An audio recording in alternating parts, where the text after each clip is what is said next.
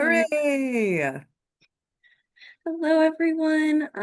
We're back on the Ethical AI Tools for Smart People, and today we're going to be talking about consensus. I'm super excited. Just a Here little we are. introduction. So, my name is Kayla. I'm Dr. J. Hi. I like our cartoons.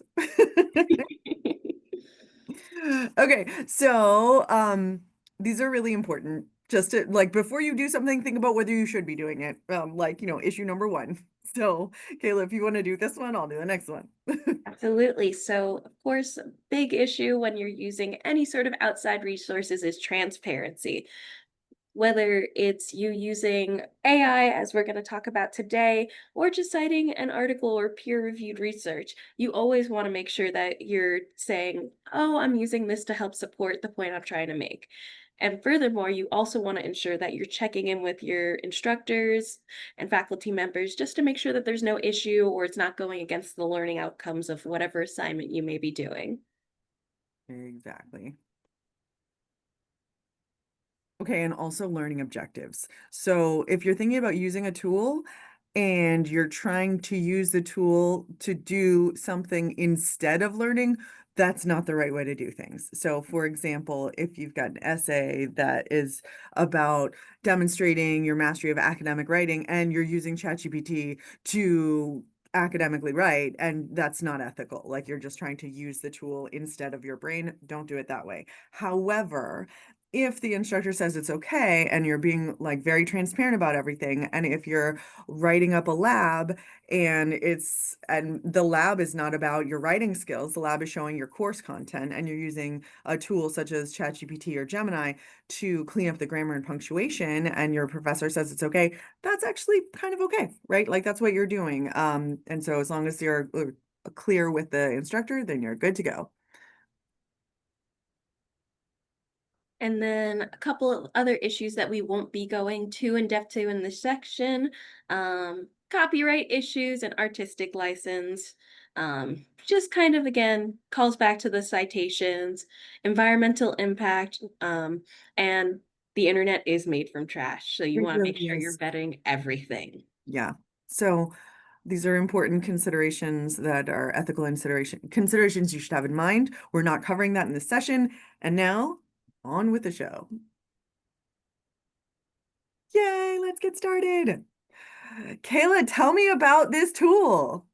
So today we're going to be covering consensus. I'm really fond of it, and I'll go a little bit more into my overall opinion later on. But it's really good for finding those sources, connecting sources, and gives a sense of a literature and generalized literature review depending on what you ask. And it's a great place to get started. Yay, I'm so excited. So this is what happens when you first hop onto Consensus. Looks very similar to a lot of other AI interfaces. You can type in your question. It'll tell you a little bit about itself, how it's an academic search engine, and that it's able to search and analyze 200 plus peer or 200 million plus peer-reviewed research papers. That's a lot. And it's definitely a lot of on the more reputable side of AI. As you can see, a lot of researchers, students, and clinicians will use as well. Yeah, I learned about this one from my graduate student instructors. I haven't played with it, so I'm excited to see what you did, Kayla.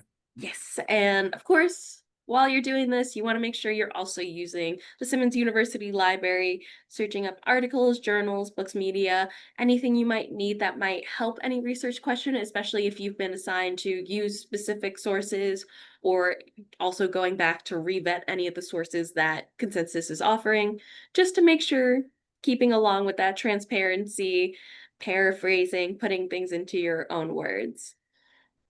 So with that in mind, you're able to start typing your question, and it's really nice because they'll also have a chance below that. It will offer you a couple of other connecting questions. It may not be exactly what you're looking for, but it's kind of just opens the field because Consensus really likes very open-ended sort of questions. And additionally, there is a you can do a generalized or a pro. The pro is definitely a lot more helpful when you're trying to do something like this literature review. Ooh. Okay, so did you do the pro version? Yes, I did the pro version and I was given the full literature review, which was really nice. It gave me the introduction, went into a bunch of different points, and did a full conclusion, as you can see. But it still makes sure that it doesn't go into too much depth, but just enough depth, while also ensuring, if you could see right here, the little it's telling you what it's citing as well, which is really nice. Cool. Did And you have to then pay for the pro version? no, it was free, which was really nice. Okay. It's free, which is really nice because I was worried as well, but the Pro was Yeah. free. I don't know if it's, free for a certain amount of time, like if you only get 1 search, but I actually did a couple of different searches and didn't have an issue there. Ooh, look at this. So this is like the references page, basically. Yes, and so it listed all of the sources it used, but then if you click the button up above, it will further expand the source and telling you exactly what you're using. So it's that little button at the top of the results where it changes from compact to the default view, which is really, really nice. And it also tell you how many citations it has, when it was written, and how popular of a source that this is as well. So I was really, really fond of that aspect as well because it feels like it's giving you that overarching, this is what's happening, this is what we're using. We want to be transparent with you as well, which is very important because again, you want to make sure you're using this more as a overall guidance and not just doing the work for you. So I really, really enjoyed that aspect of it. That's so awesome. So No. it gives you like the date and tells you, okay, so 2016, these folks wrote in Natural Hazards, which again, I'm not familiar with the most reputable journals in this field. We decided to research a topic that was neither of our fields, so we would be novices starting out. But this is, I mean, it seems pretty legit. This is very exciting.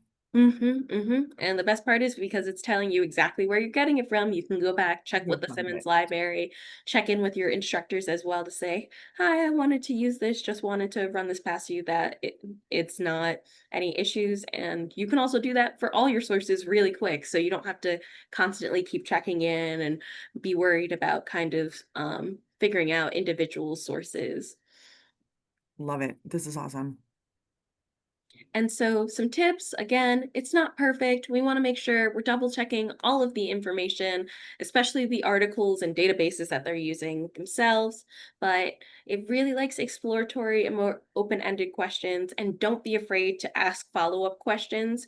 Both consensus provides follow up questions, and there's also an opportunity to just type in your own follow up question.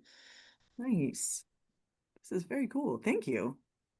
And so my opinion on it, I really like the user interface. It's really good starting point, and as long as you ensure to paraphrase and put everything into your own words, I can feel like it's a very, very useful, useful program to use. And Dr. J, what are your thoughts about You it? know, I like it. I like it. I'm gonna say this gets a thumbs up from me, especially if people are using it responsibly. I'm gonna like this. I think this is one of my new favorites. I'm very excited to see what it can do more. Myself included. I am a very big fan of the other program, Elicit, but this has definitely come to tie for me because I really like just straightforwardness. It's not hiding anything, and it feels like there's a larger amount of reliability that you can have here. I also like that like you can do the pro for free. I like that a lot. I feel like that's very reasonable for them to be like, yeah, no, figure out what's out there in the world. Mm-hmm, mm-hmm. Cool. And so just next steps, you would have a generalized review with sources on the research topic, so it's a really good jumping off point.